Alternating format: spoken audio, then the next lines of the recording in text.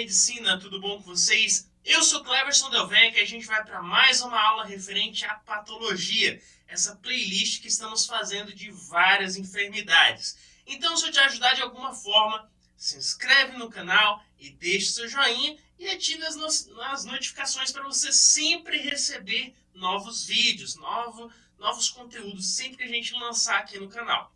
Então vamos ao que interessa. Hoje vamos falar dos distúrbios dos leucócitos. E de início, vamos relembrar quem são os leucócitos? Olha aí na tela. Os leucócitos são células de defesa do nosso corpo. Sempre que tem um agente invasor, um danado que entra no corpo, eles estão dispostos a atuar para expulsar ou eliminar esses invasores. E relembrando, quem são eles? Podemos citar que existem os agranulócitos e os granulócitos. Entre os granulócitos existe neutrófilo, existe eosinófilo, existe basófilo. E quando a gente fala de agranulócito, não tem grânulos. Está os monócitos e os linfócitos, que você vê aí na imagem. Pois é, relembrando um pouquinho da ação de cada um deles. Começando com os neutrófilos. Neutrófilos, como já citamos, são do grupo que pertence aos granulócitos. Eles possuem grânulos em seu citoplasma e esses grânulos possuem substâncias fundamentais no processo de defesa do nosso corpo frente a agentes invasores. Ele que possui o seu núcleo que é basicamente segmentado. Ele é segmentado em 3. Quando ele é segmentado em 2, ele ainda é chamado de bastão, ou neutrófilo de bastão. Ele ainda não está completamente maduro.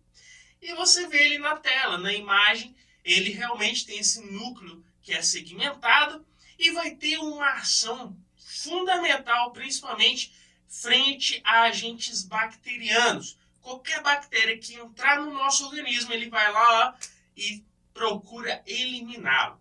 Então, esses são os neutrófilos. E os eosinófilos? Eosinófilos também são leucócitos do grupo dos granulócitos. Granulócitos porque eles têm grânulos em seu citoplasma. O que a gente pode falar desse eosinófilo? Olha a imagem dele. Ele não parece aquele fone de ouvido que a gente usa, aquele grandão? Pois é, esse é o núcleo dele.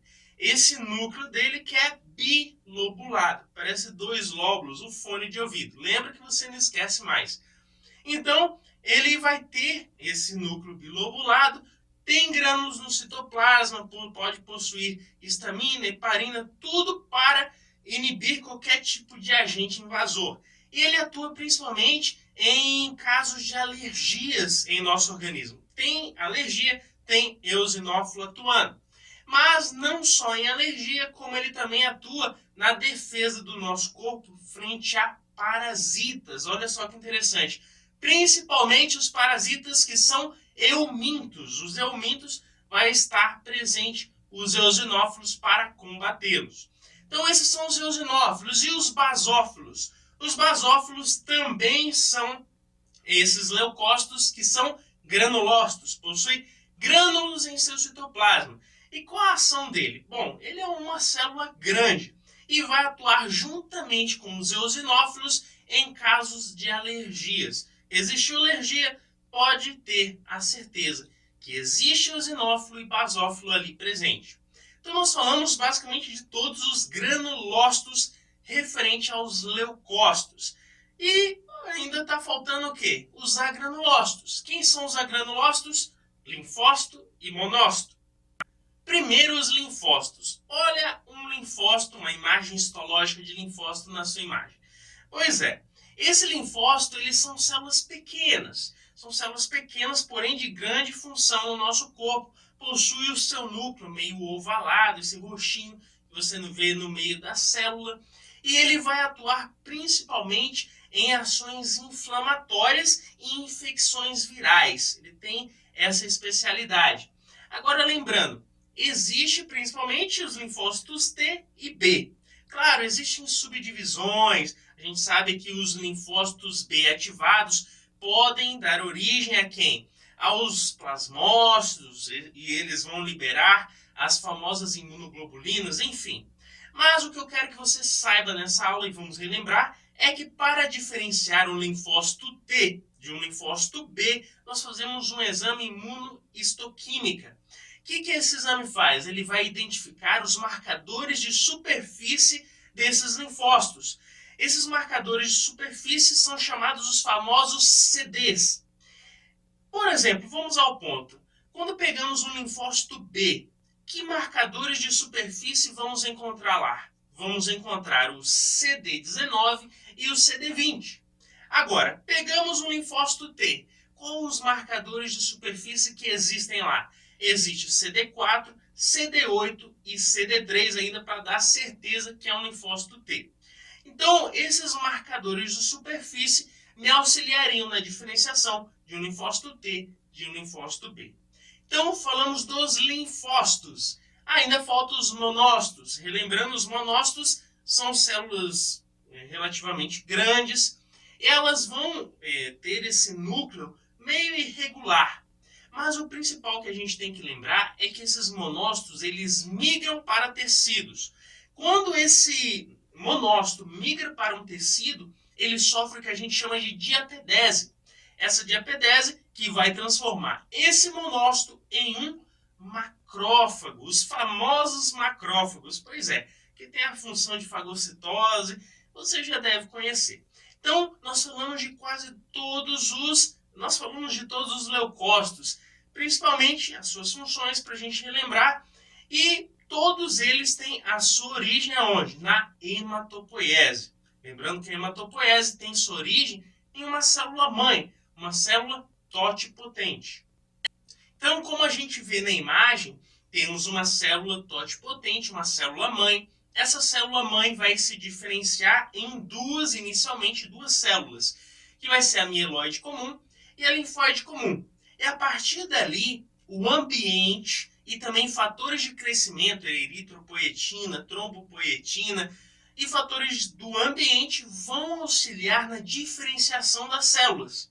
Por exemplo, a linfóide comum vai dar origem a quem? A linfócito T, linfócito B e células NK. Já as células mieloide comum vai dar origem a todo o resto que a gente não falou, como hemácias, os leucócitos como eosinófilo, basófilo, mastócito, entre outros. Ele vai dar origem a essa gama. Agora, relembrando que o ambiente e fatores de crescimento induzem a essa diferenciação das células. Porém, em alguns casos, pode ocorrer distúrbios nesses leucócitos, tanto de produzi-los muito e produzi-los pouco, que é o que a gente vai destacar agora. O primeiro distúrbio de leucócitos que a gente pode citar é a leucopenia.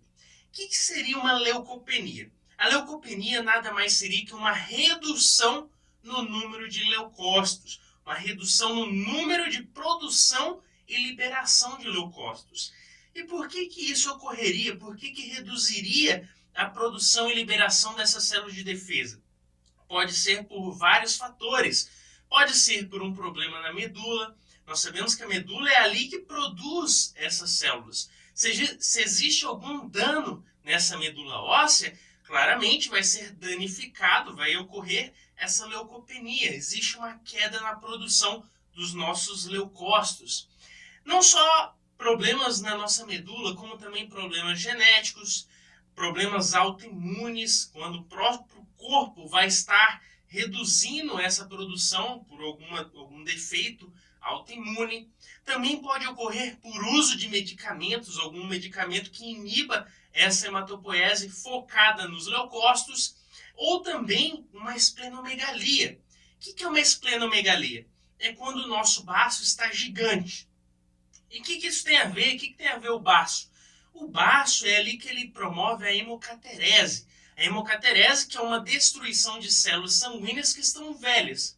Porém, como ele está gigante, está em sua hiperfuncionalidade, é uma esplenomegalia, ele está gigante.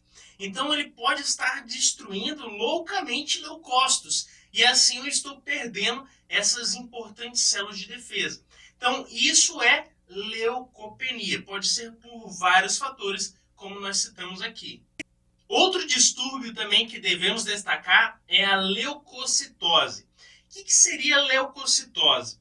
É nada mais do que uma hiperproliferação e liberação de leucócitos. É o contrário do que a gente falou anteriormente. Pois é, o que isso vai ocasionar? Por que existe essa hiperproliferação? Pois é, o mais interessante é que ela não só produz muitos leucócitos loucamente, como libera leucócitos que ainda estão imaturos. Células precursoras ainda nem têm uma funcionalidade e está sendo liberada para o sangue. Por exemplo, nós vamos acabar vendo nesse caso que existe bastonetes de neutrófilos, que são células precursoras de neutrófilos que ainda não maturaram e não viraram ainda o neutrófilo realmente.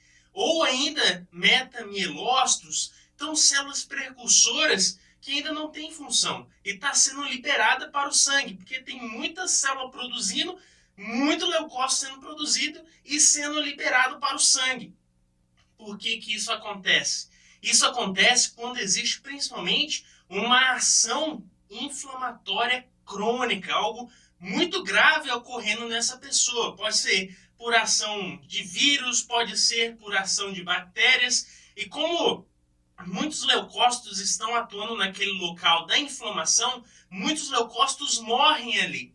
Então, como existe uma grande perda de leucócitos, a medula óssea vai fabricando mais e mandando para aquela região para tentar eliminar esse agente invasor indesejável. Então, existe essa hiperproliferação, existe muita produção de leucócitos a fim de eliminar esse tipo de agente que está causando esse dano. E, claro, repor as células que morrem nessa luta para eliminar as bactérias ou vírus ou qualquer agente que está causando lesão tecidual. E, claro, já que estamos falando de distúrbios, não podemos deixar de falar da leucemia e dos linfomas.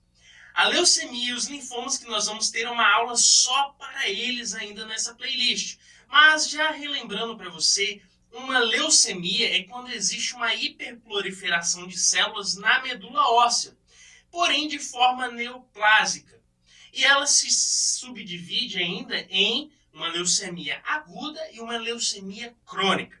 Não aprofundando muito, que ainda vamos ter uma aula, mas uma leucemia aguda é quando existe muita produção de células nessa medula óssea, que é neoplásica, um câncer. Porém, o que vai decretar que é uma leucemia aguda é que células imaturas são liberadas para o sangue.